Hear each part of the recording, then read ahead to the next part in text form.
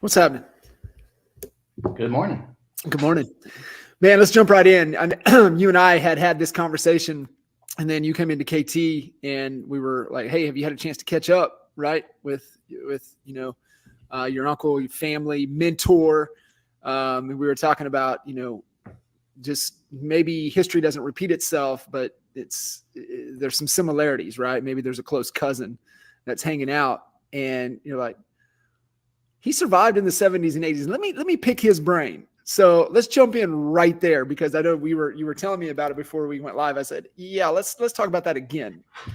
And really what brought up the thought and sort of poked that conversation was I was reading this blog of an agent, and he was making a comparison of, when you read in the news, depending on what channel you tune into, they talk about, and again, for many agents, you don't know what you don't know, because there's been so many different cycles in the market and the ups and downs. And some people reflect back and they look at the most recent, which was the 2008, 9, 10, the collapse with mortgages. And so they go, oh my gosh, we're going back to 08, which was scary for a lot of people, but also a lot of people really thrived through that period.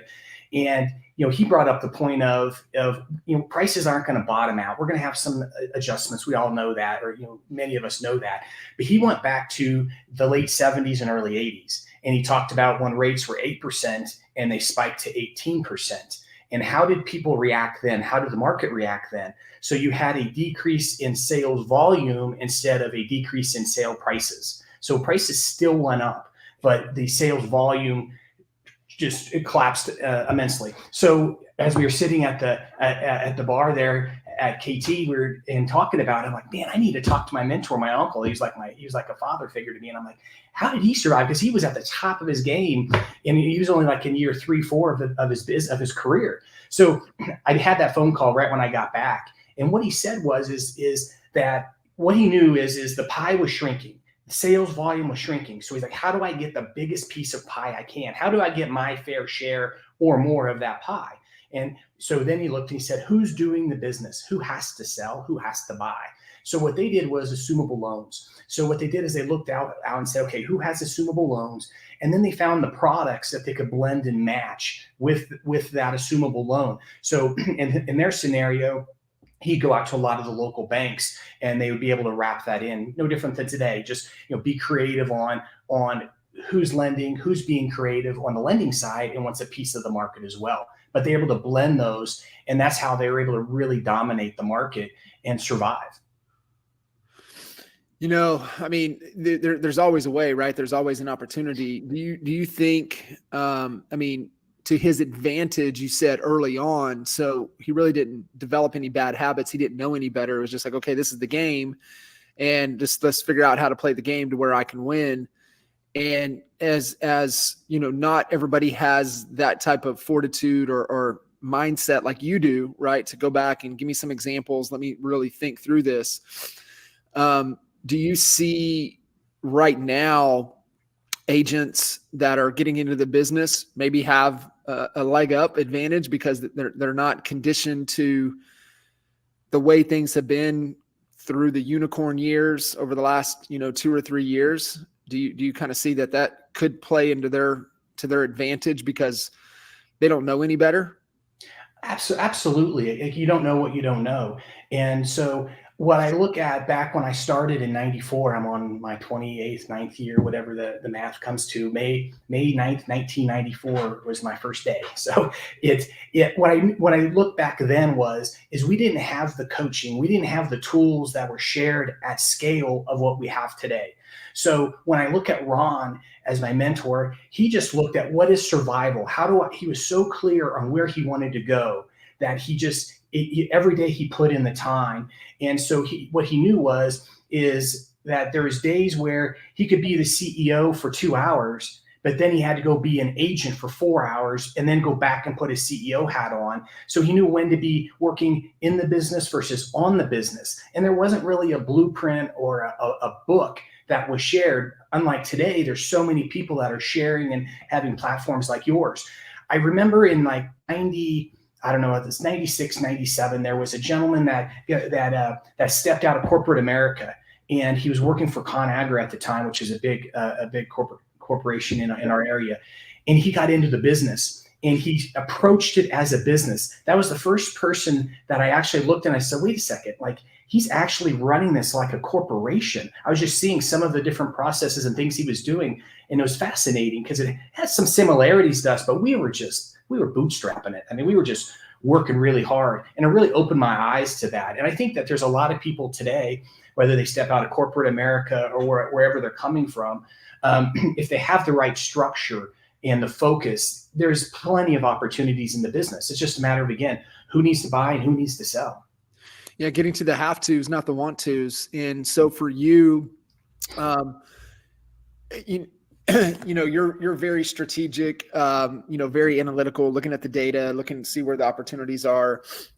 Different market, right? You're in, northern Colorado, so a little bit different landscape than say, a lot of other markets, but there's still things happening. Although market's down, almost 40%.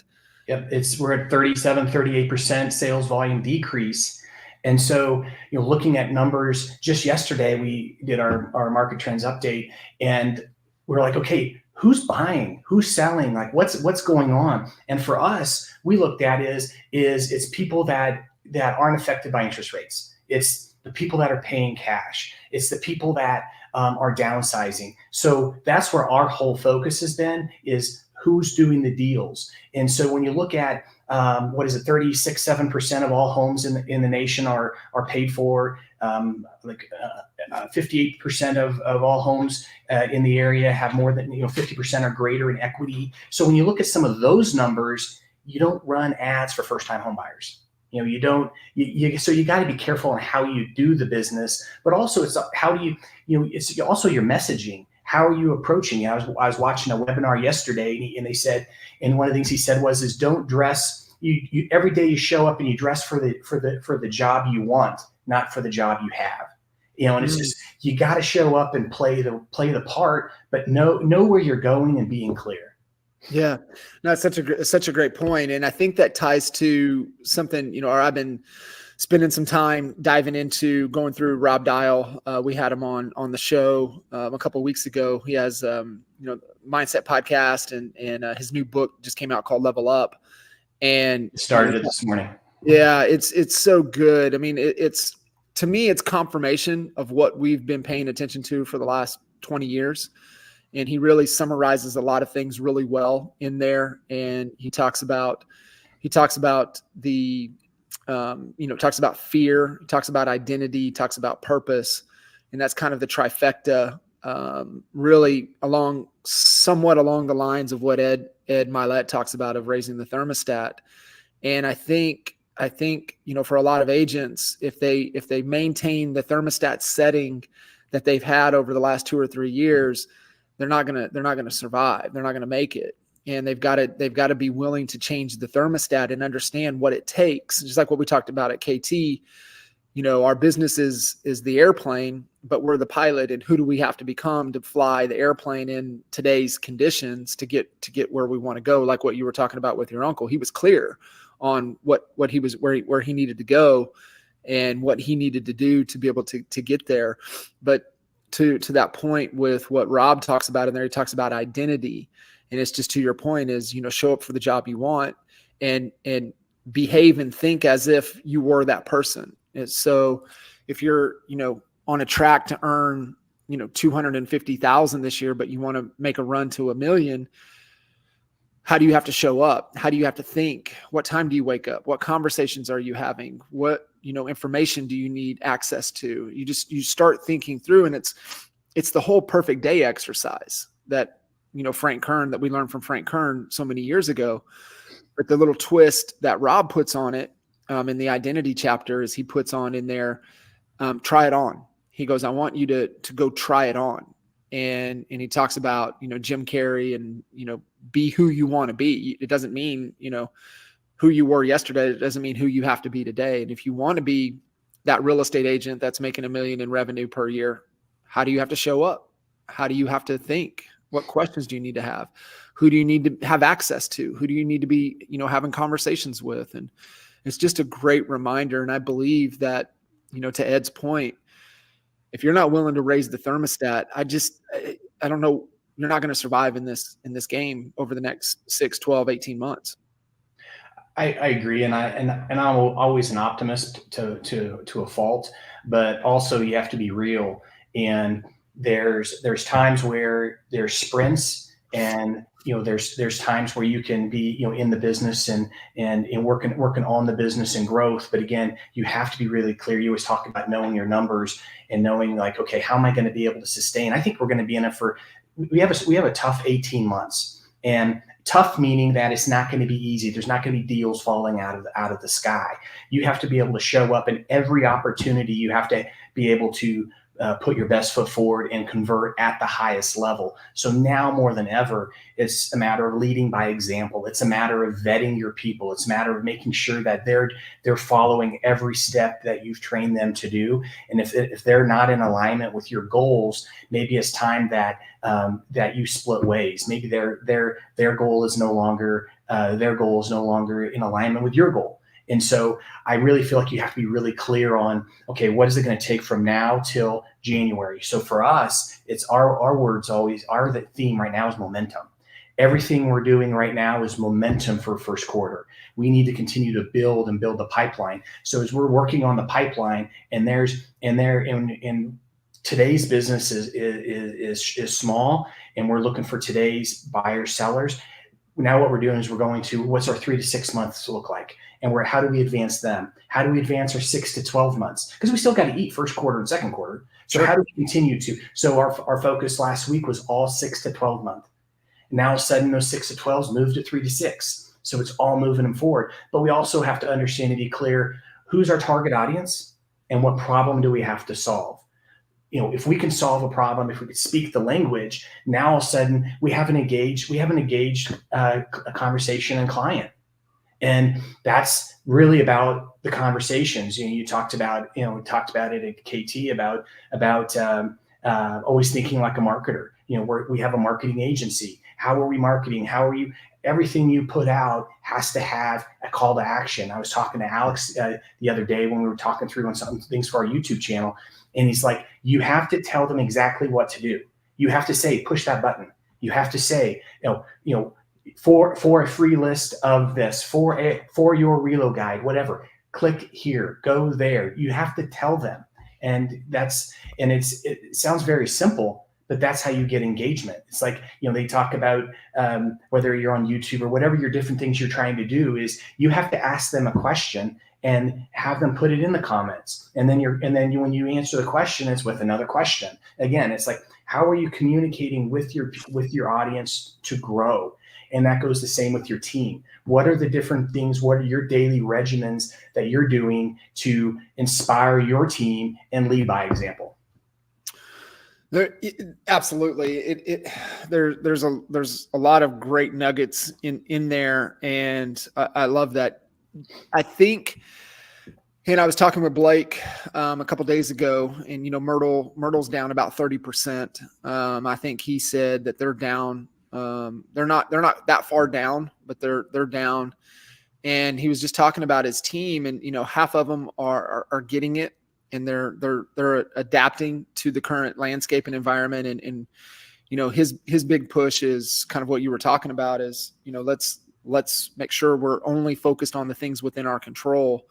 And I'm gonna transition with you here in a second to put your agent hat on and then put your CEO hat on.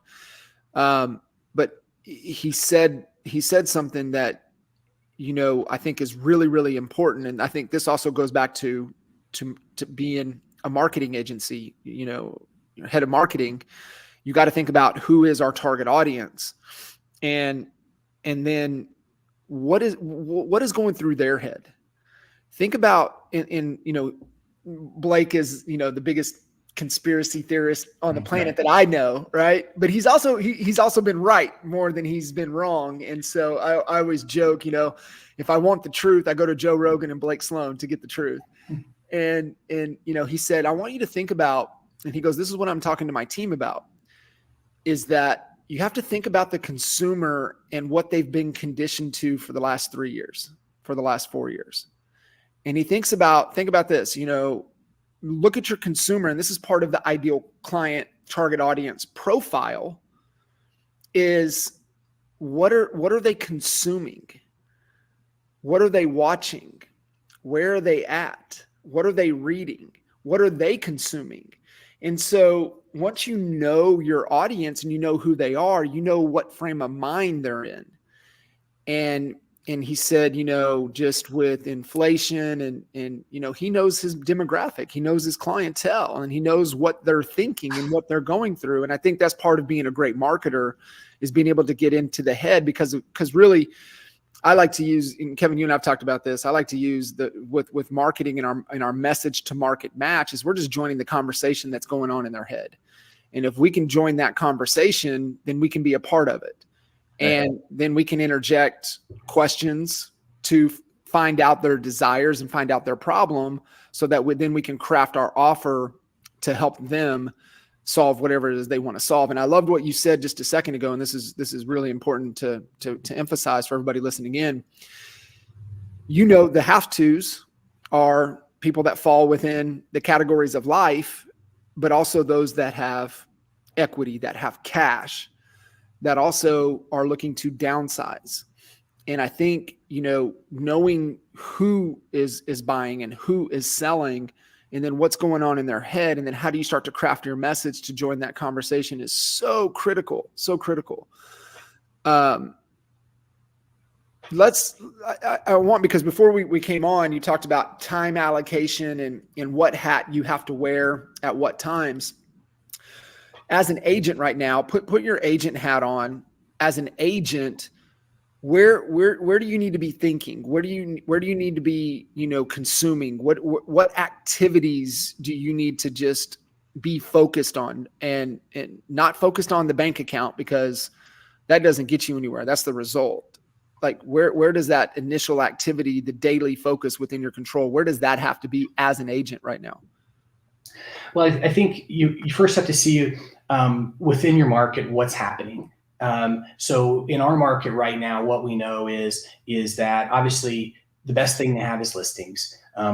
But we also know that there's a buyer pool out there right now that's going to be buying until the snow flies. So for us, we have what we call these. We're going to get snow here in the next pretty soon, and then we're going to have our run of 2 to 4 weeks, 5 weeks, whatever they call the Indian summers, and we will have this run where it'll be really nice. And so, and then after that is when the snow starts buckling in. So we know when our sprint is. So right now it's a matter of picking up the phone and just putting in somewhere between 3 and 5 hours a day in prospecting. The only other thing you can be doing besides that is actually being face-to-face with a client.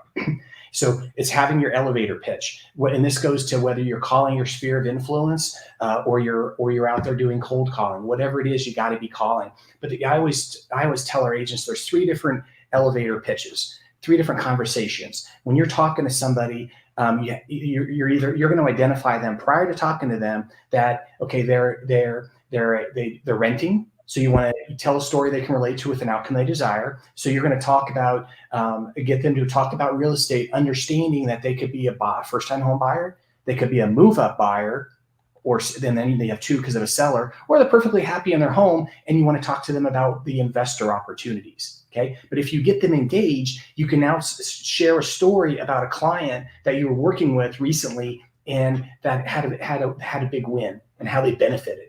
And then if they engage, away you go. If they don't engage, then you move on and you just continue to build a relationship. So that's the big thing is carrying on the conversations, building that pipeline. And then the second thing is again, knowing your market is who's going to sell. So there's some surveys that were done recently. I think it was Buildium did a survey recently, and it talked about 1 out of 4 investors will be selling their home in the next 2 years. And so what there is there's a fear because of this big insurge of apartments that are being built, that everyone's going to be battling for the tenants. And that we're going to see that the rents are going to start to lower. And so that challenge could be real. And that's a fear that a lot of agents are starting to get in their head. I'm sorry, not agents, but consumers are getting in their head. It's going, wait, are we at the top of the market in prices? Will they collapse? I don't think prices again are going to collapse and drop. You can have softening, but again, that's you talk about the story and what's going through the consumer's mind. That's one of the stories. So, are you reaching out to absentee owners? So that's, and some people go, well, how do I do that? That's the sort of the book, not isn't, who, not the how. Okay. Get a good data person, go out and find a list of absentee owners and start getting on the phone, dial in that perfect script and have those conversations. Again, if they're not going to sell today, build the pipeline. So that as an agent, that's what we're looking at, is going, okay, from 6 a.m. to 8 is a perfect time to be working on your business and saying, okay, what are the different strategies? So that way, 8:30, whenever you hop on the phone, you're dialing and you're ready to go. Don't wait till 8 or 9 o'clock to start figuring out how you're going to plan your day and who you're going to call. You got to be so intentional. Yeah. I mean, I'll live and die by it. I mean, Sunday planning is everything, right? And I mean, I spent 30 minutes last night in the calendar 2 weeks from now, right? Just tweaking and dialing in things. When am I going to work on the priorities? When am I going to have these conversations? When am I going to work on this? And I think you have to become really obsessed with that time allocation, more so than anything, and really protecting it. But I love, thank you. But I love I love being able to block and chunk it based upon what is most critical and important right now. And you said that 3 to 5 hours a day of prospecting. Do you group follow-up and everything in there as well? I do not. So follow-up is a whole separate time block. So we do follow-up on off hours, and we identify what are the peak hours that we need to be prospecting where we're getting our highest level of engagement. And so in our market, what we found is sort of 11:30 to 1. We're getting great engagement. And then also from about 4 to 6 o'clock, that's where we're getting our best conversations. And then we block out other times to do follow-up calls and different engagement with existing clients. I love that. And you're basing that off of your experience, your feedback. Yeah. And I was talking with John Harp about this on Tuesday and during our growth call. And I'm like, we used to put a lot of weight on the MIT study. I can't put any weight on it at all because it's completely irrelevant. Because when you look at when the study was done, what time frame was that? What was non-existent at that time, right? And so where are the eyeballs? And it's harder and harder to get a hold of people. So for you, and I know you're big on the data thing, and I want to, as an agent, as a CEO, as a marketer, that front end piece, we have to think of the 4 buckets. We've got skill, we got effort, right? And that's where most agents would typically stop, right? My skills and my effort. Am I putting in the 3 to 5 hours a day? Am I making the calls? I'm going to come back to skill because another thing that Sloan shared with me, and then tools, right? What are the tools that we're using, allowing us to be the most efficient? What lead capture funnel systems, things out there, and then data. And I know you're really big on the data, but how important is it right now in today's time frame to be able to get push the data to get phone numbers to be able to have a conversation? Well, it's huge because I had there was a new lead gen platform that I had a buddy mentioned to me. And so I'm like, okay, well, we'll give it a try. There were some people that were having some success with it. And so we hopped on and gave it a run. And we weren't having a lot of success. And they set me up with a success coach, nice gal. But she went ahead and she said, well, Kevin, based on your investment that you're making, if we get you, I think it was, 2 or 3 deals within a 6-month period, you'll break even on your investment. And I said, whoa. I said, in all due respect, let me share with you what my investment is. My investment is when a lead comes in, a lead opportunity, buyer, seller, I have to pick up the phone and call, or one of my agents picks up the phone and calls. If they don't answer, there's a follow-up sequence. Okay, that could be a text message. It could be an email. Then there's another phone call. So they could get 3, 5, maybe 8 phone calls. So there's a time allocation of mine or my agent's time for every lead. So I have to make sure that every time I'm going to take time out of my day, I'm going to be calling the best possible prospect so I can get a return on my investment. So, you may be looking at how I get my money back from what I paid you. I'm looking at my time. And so that's where it goes into the data piece. And that goes into when Gene and I were scaling with the institutional buyers. It's like, okay, how do we get the most accurate information so when we're sprinting, we're going to have success? It's no different. I always joke around, and I've never been a Patriots fan. And not to say I was ever a Bills fan either, but there was a time when the Bills were really horrible, and there was a time when the Patriots were really amazing. There's a reason they had different skill, on football on the field. Okay, and so they all had the same amount of players, but and some would probably say maybe there was some different things in the Patriots playbook. I don't know, but anyway, we're all in the same game, but there's you can take different approaches to get there. That's with the data. So we were able to get with a data guy to say, okay, here's our buy box. Give us everybody's cell phone that fits this criteria in this buy box. And then we get it and it's go. And we did. And we were successful. No different than today. We want to tag it. We want to go after absentee owners. Perfect. We go after absentee owners. We say, okay, give me in this county, this city, give me all the absentee owners from this to this. Okay. Well, so you talk about who's going to sell. I'm brainstorming, collaborating with a good friend of mine, my lender, I've known for 30 years. And he said, Kevin, think about who's worried about losing money. People that are getting ready to retire. Okay. So we went to our data guy, said, hey, give us all the absentee owners that are 60 plus years old. They're going to want to protect their nest egg. So now what we're doing is we're continuing to sift down and try to find the people that we've identified potentially are going to have the highest level of motivation. Yeah, I love that. So data being the big play, I know, you have your own, personal relationship and connection to data, but, are the Red X's of the world out there? Are they great solutions to be able to tap into, to be able to help with some of the data?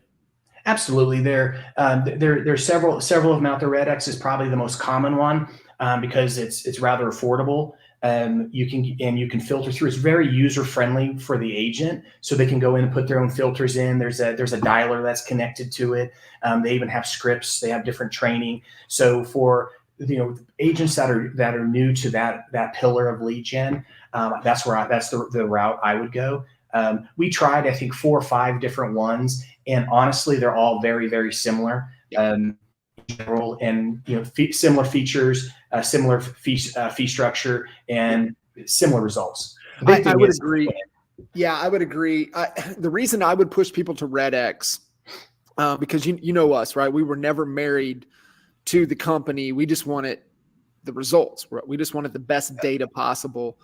And what I love about the guys over there with Mark and Curtis at Red X is that they align. The values are very similar, and they're there to support and be a part of the vision of whatever it is you're trying to accomplish. And so, me personally, anybody that's going to start getting in that doesn't have a data connection, get to Red X. Get to Red X. I mean, just go talk to them, call them. You can still get some stuff just without talking to people, but pick up and have a conversation with those people and get to build that relationship, because then you can give kind of feedback and they can help. And like you said, there's only a handful of data companies and they're all pretty similar. So being able to be able to have that as a resource, I love that. And I think everything has to be able to push to a phone number.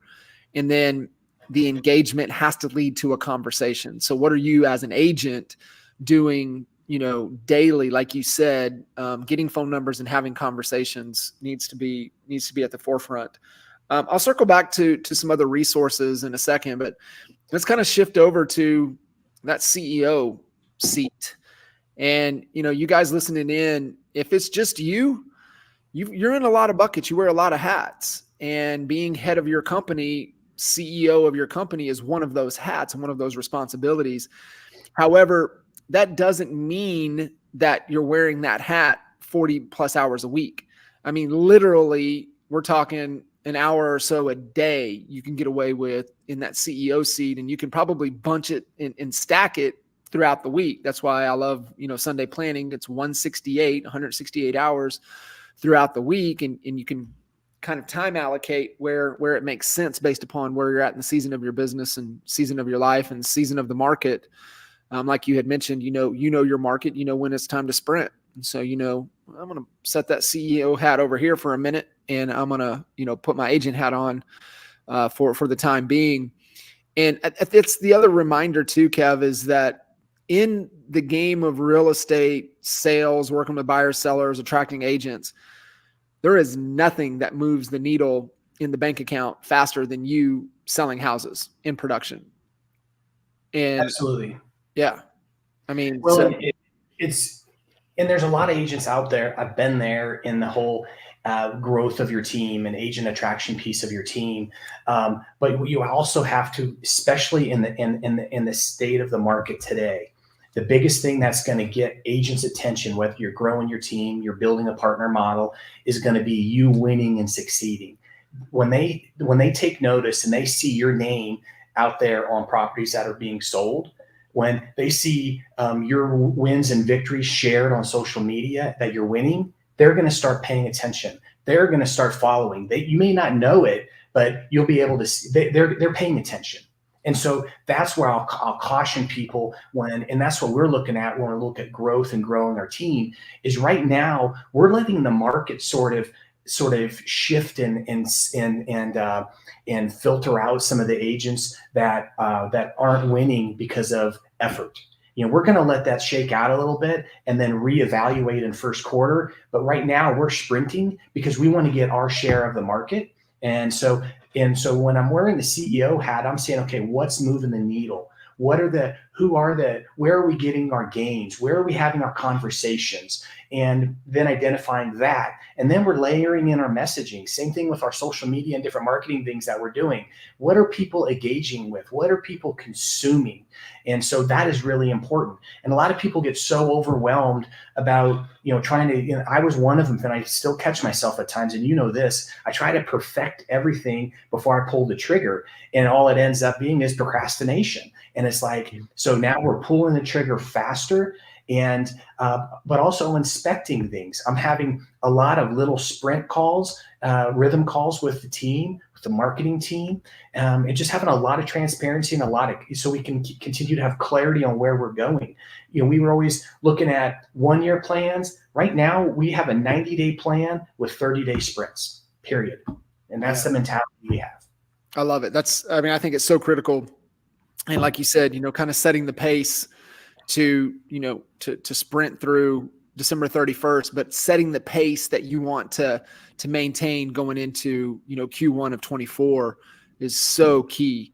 And we know Q4 is the most challenging quarter of the year. And the reason that it's the most challenging is because it has the most distractions. You've got, whatever, conventions, year-end type of events, accolades, awards, whatever that you get sucked into, banquets, this, that, the other. You get into holiday season, you get into Thanksgiving, you get into the Christmas holidays, and there's so many distractions that it's separation quarter. To me, it's time. This is an opportunity to separate. And I think that's one of the mantras as a CEO. And I love how you've adopted momentum. And that's kind of what we're talking about every day. Momentum, how we build momentum. Maybe we reframe it, but the same message and theme is there. And what does momentum mean? What do we have to do to maintain it? I was talking with Leanne. She has a higher end client attorney that has another venture that tried to position her into, but it involved a little bit of travel. And he was, talking about it, but ended up, more of extracurricular activities and things. And she was like, thank goodness I didn't go, because if I would have went, I would have lost a couple days, and you would have lost momentum. And she goes, Yep. yeah. She goes, I got 6 listings coming on this week. And if I took 2 or 3 days and a day or two to recover, like I would have lost that. I'm like, yeah, you would have lost that momentum. And I love that. That might be one good theme mantra for everybody to take away from today is, hey, where is our momentum? How do we build momentum? How do we maintain it? What gives us proof? What can we do more of to maintain that? And the opposite is true, right? With the boat anchor, making sure that we're not meeting any resistance. And it's the also, grow through subtraction, cutting some anchors, some things that might be slowing us down, and not giving it any life, giving it any attention is critical. I know this about you. I'm very similar in it, and thinking that we've got to get it further down the field before we can pull the trigger. How have you moved beyond that? Because I think there's a lot of confusion. There's a lot of what step do I take? What action do I take? But for you, how have you allowed yourself or given yourself permission to not allow to become paralyzed with the procrastination and really like give yourself making decisions faster, pulling the trigger faster? Honestly, it's getting clear on the goal, because no one else is going to do it for me. And so if I want it, then I need to move fast. And so for me, it's a lot of it's mindset, and it's common for anyone to get in a slump. And it's always like I always say, control the content between your ears. It's where do you want to go? Where do you need to improve? And then, honestly, it's picking up a book. I'm back into reading a lot. Listen to Audible on my runs and getting really clear on consuming the content or the book that is going to inspire me to continue to work through the hard times. And then I just, and it doesn't take too much to pop back on the horse and go. And so for us, we're saying, okay, we've reevaluated our technology. We've said, okay, how are we communicating with our people? That's sort of the CEO piece. It's like, okay, I worked so hard to get all these people all the years. How am I communicating with them? How am I touching them? What is the message? So I think for the single agent, or even the agent that has a team that's out there wanting to grow to get to the next level, really inspect where you had your wins. But be careful on when you're doing your inspections. Do it on your Sunday planning. Do it in the off hours. But be really intentional on that time and stay really focused on the sprints. And also know, we always talk about the lead generation pillars. One of the shiniest objects that's out there right now is YouTube. It's a great pillar. It's a great one, and we're embracing it and doing it. But we got to be so careful that we don't take our eye off our sprints. And that's what I mean. When you look at the different parties and that are coming up for the holidays, be intentional on every event you go to, and have your elevator pitch. Make sure you're intentional on the conversations. Make sure you're intentional on how you follow up with the people, and talk about, know your numbers, talk about the market, talk about where the market's going, and try to remember, how could there be an opportunity for them, and share wins. That's the biggest thing of how you're going to win in fourth quarter, is to be on your A game and build that. And that's how you're going to be able to win in first quarter. So it's just really staying focused on the goal. I love that. And saying no, right? That's the number one productivity tool, is the word no. Second is dialing in that calendar and knowing what we can allow in and not in. And you nailed the word. It's intentional. And that, is one of the three things that Ed Milet talks about to raise the thermostat, is that you have to be intentional. It's just not going to happen. And so being real critical with it. And then the third thing was association. And so being intentional, if you do go to these events, you go to certain things, be careful who you surround yourself with, and the association and the conversations that you allow yourself to have, because you're doing the hard work. Everybody that I know that is excelling and leveling up right now, like you mentioned, the runs, the working out, the reading, and eliminating the distractions, saying no. Those are the people that are thriving right now. I had DJ on Expert Mentors yesterday, and I know he's in the midst of 75 hard, and it changes him completely. I mean, he's a completely different human being when he's dialed in on the runs, when he's, consuming only things that really support him and that give in his framework, give him peace. Yeah. If it doesn't give him peace, he eliminates it. And I think that's, having those frameworks, having those mental models to be able to make decisions and operate from, will keep you out of the procrastination, will keep you clear, and will allow you to, keep your foot on the gas heading into, Q4 and into Q1. Go ahead, Kevin. Real quick, it sparked that. I just finished Elon's new book. And I mean, it's like 94, 5 or 6 chapters. It's like 18 hours in Audible or something like that. Anyway, it's my flight got canceled from KT, so I drove from Pittsburgh to Philly. So I had 5.5 hours to consume to start. But anyway, it was a fascinating book because it talked about, I mean, Elon's quite the character, and obviously he's had a huge level of amount of success, but it talked about his wins. It talked about how he made decisions. And when he's growing these different companies, he had filtering mechanisms of how he would make decisions. And he ran it through the same process every single time. And it was just fascinating because there's so many little things you can take away from what he did and how he vetted things and how he vetted decisions and how he made decisions fast. And it was, like they talked about the last one, the launch of the rocket and how it failed. But the goal was not for that rocket to get to orbit. It was for it to successfully get off the pad. So they established, they had different metrics. And so even though they had to self-destruct it, there was a metric, a measurement, they had a measurement for success. And so they knew that they would learn if they got it off the pad, they would be able to learn A, B, C, and D. And so, and all of his people, they didn't work 8 to 5. He set a goal, and that they had to maximize, every hour in the day. They talked about how he slept under his desk without a pillow. I mean, there was so many, again, there's a lot of crazy stories, but it's the intensity because of his mission of where he wants to go and what he wants to accomplish. And anyway, read the book. It was great. There was a lot of great takeaways. But when you look at people that are driven, if you walk away with just an ounce of his energy in this book, you will make it through fourth quarter.